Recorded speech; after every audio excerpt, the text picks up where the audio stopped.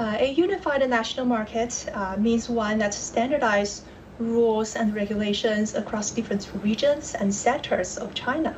It will enable higher quality development in several ways. First, by allowing a wider market access, it will stimulate production of efficient firms, letting them serve more customers and better realize economies of scale. And second, it will also lead to increased investments in research and development by these leading firms.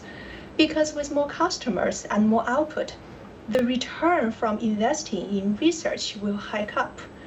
It will therefore promote the overall productivity growth. And I think third, by lowering the transaction cost, it will encourage domestic as well as international trade and investment, and allow resources to be allocated to more productive locations. All these channels will enhance China's quality of development.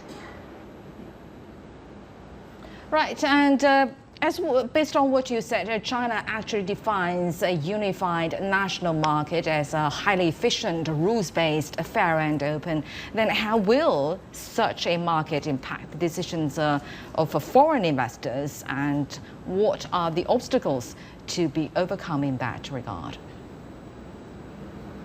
I think a unified market can make it much easier for foreign companies to operate in China.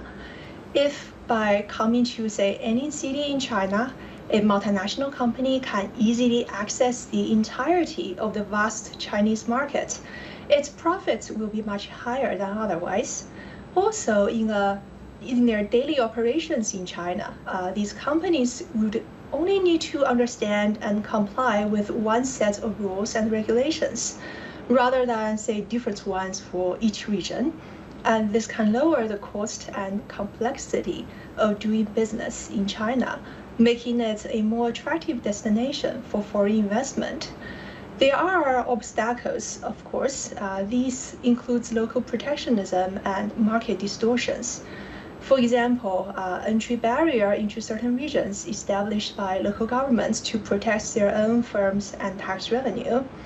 Other market distortions include subsidies, local monopolies under a protective umbrella, and etc. So the execution of the strategy must carefully balance the interests of different regions and sectors.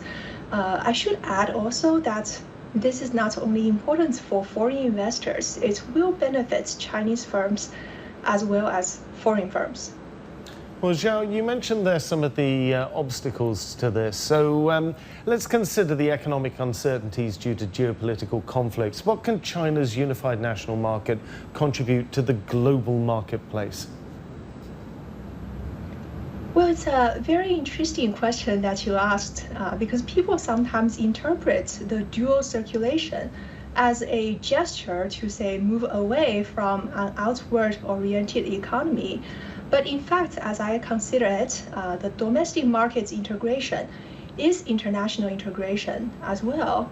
As we just talked about when answering the last question, by lowering entry barrier, lowering the operation cost and the trade cost for international firms, a unified national market will promote both international trade and foreign direct investment. It's going to provide more growth opportunities for Chinese as well as international firms, and therefore vitalize the global trade and investment networks. So we should also add that a strong and robust unified domestic market will help China itself to develop better. It fosters a deep consumer market within China and reduces China's reliance on external demand. And therefore, it provides insurance during times when international demand is down.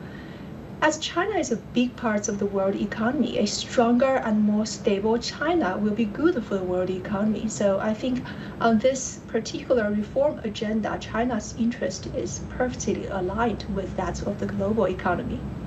Fascinating. Thank you, Shi Jiao, Assistant Professor with Peking University HSBC Business School. Thank you for joining us from Shenzhen.